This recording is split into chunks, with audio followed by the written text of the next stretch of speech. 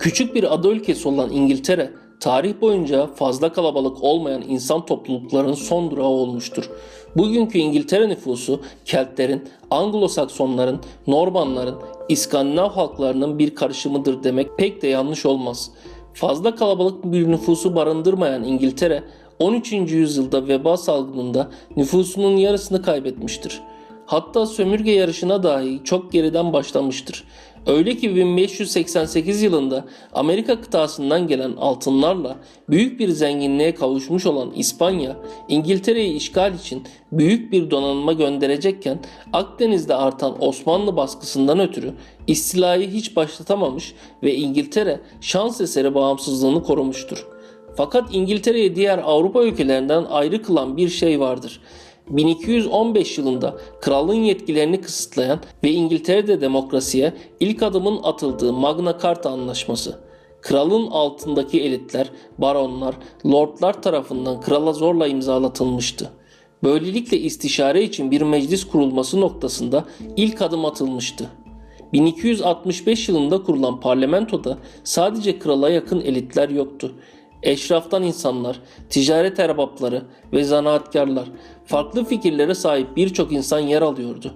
Ayrıca İngiltere halkı kıta Avrupa'sındaki gibi herhangi bir lordun ya da baronun malı değildi. Seyahat etmekte ve başka bir yere yerleşmekte özgürdü. Bu durumda özellikle yeni İngiliz sömürgelerine çalışmak ve servet edinmek için giden sıradan vatandaşlara kolaylık sağlıyordu. İngiltere her ne kadar sömürge yarışında geri kalmış olsa da Avrupa ülkeleri arasındaki çatışmalardan ve savaşlardan olabildiğince uzak kalmaya özen göstermiş, denizciliğe önem vererek birkaç yüzyıl sonra tarihin gördüğü en büyük donanmayı oluşturmuştur.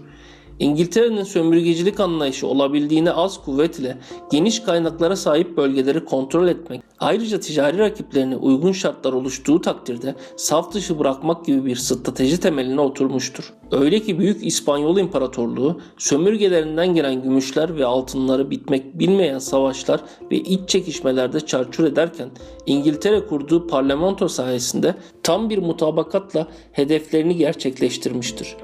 1763'te James Watt adlı İngiliz vatandaşının buharlı makineleri bulması ile zaten o dönemde dünyanın finans merkezi olan, sömürgelerinden ciddi bir sermaye edinmiş olan İngiltere'de sanayi devrimi başlamıştır. Artık İngiltere sömürgelerinden getirdiği malları işleyerek ve yeni ürünler üreterek tekrar aynı ülkelere satabilmekteydi. Devasa ticaret filoları ve bu filoları koruyan savaş gemileriyle dünyanın gelmiş geçmiş yüz ölçümü olarak en geniş topraklarına sahip imparatorluğunu kuran İngiltere, karşısına çıkan her Asya ülkesinden ya ticari imtiyaz alıyor ya da sömürgesi haline getiriyordu. Bunun en tipik örneği Çin ile İngiltere arasındaki 1839-1842 tarihlerinde gerçekleşen Afyon Savaşlarıdır. Ülkesinde halkını uyuşturan afyonun satılmasını yasaklayan Çin İmparatorluğu'na karşı dünyadaki bir numaralı afyon taciri olan İngiltere savaş açmış ve modern ordusu sayesinde kalabalık Çin ordusunu saf dışı etmiş, sonrasında Çin'e büyük karlarla afyon satmaya devam etmiştir. 18. 19. yüzyıllarda çeşitli bilimsel cemiyetler çevresinde çalışmalar yapan İngiliz bilim adamları halkın gözünde büyük bir saygınlığa sahip insanlardı. Bu durum da gençleri bilime ve yeni buluşlara imza atmaya teşvik ediyordu.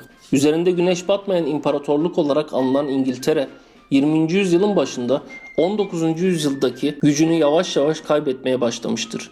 19. yüzyılın ikinci yarısı ve 20. yüzyılla birlikte artık Almanya ve Amerika gibi büyük üretim hacimlerine sahip ülkeler İngiltere'ye rakip olarak ortaya çıkmışlardır.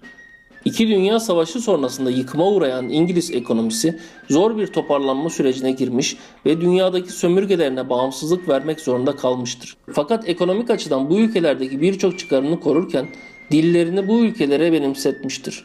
Bugün İngilizce tartışmasız olarak dünya dilidir.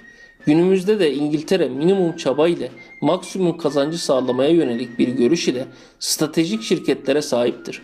Dünyanın dört bir yanında diplomasi ile desteklediği yatırımları ve finans sektöründeki etkisi İngiltere'yi 18. 19. yüzyıllardaki kadar parlak yapmasa da halen güçlü bir devlet yapmaktadır.